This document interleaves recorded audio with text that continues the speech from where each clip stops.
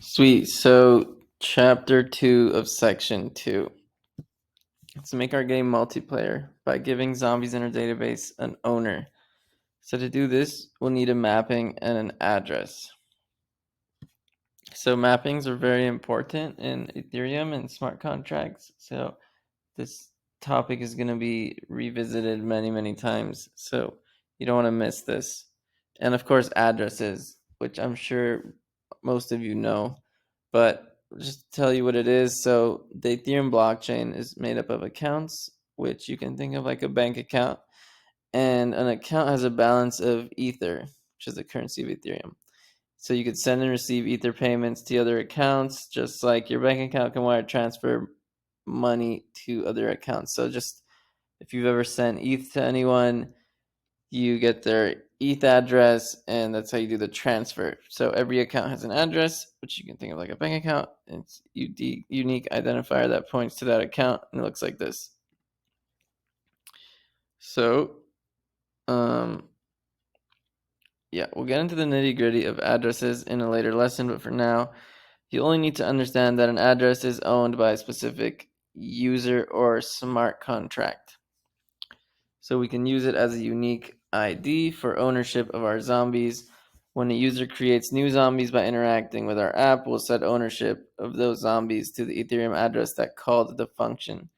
So if you mint something, that mint function is setting you as the owner, is setting your address as the owner of what you just minted. All right, cool. So what are mappings? In lesson 1, we looked at structs and arrays. Mappings are another way of storing organized data in Solidity, so it's just another data structure. But this is how you define a mapping. So you write mapping, and then you write two types. So this saying you want to map addresses to unsigned integers, and then you can set modifiers like public, and then this is just the name of your mapping variable. So here for financial app, storing a uint that holds the user's account balance. So like if, let's say this is the address, we'll have the account balance of like 50 ETH or whatever. So it's kind of like an Excel sheet with two columns. Or, for example, it could be used to store lookup usernames based on user IDs. So let's say your user ID is 1234 and your name is John. This mapping would help with something like that. So it's a little bit more useful in certain scenarios than just regular arrays. So it's essentially a key value store for storing and looking up data. In the first example, the key is an address and the value is an uint. Second example, the key is a uint and the value is a string. So, all right, let's put it to the test. To store zombie ownership, we're going to use two mappings. One that keeps track of the address that owns a zombie, and another that keeps track of how many zombies an owner has. So declare mappings here. Mapping keyword, mapping name, and then what's the data types we want? Uint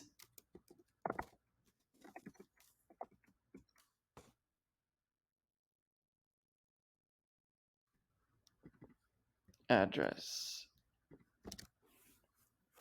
The key will be a uint, and the value will be an address. And then we want to create another one, owner zombie count, where the key is an address, the value is a uint.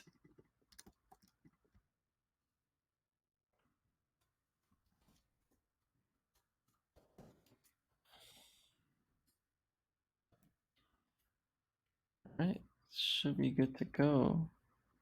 No, that's not good to go. Value a uint. What am I doing wrong? Create a mapping called zombie to owner. The key will be.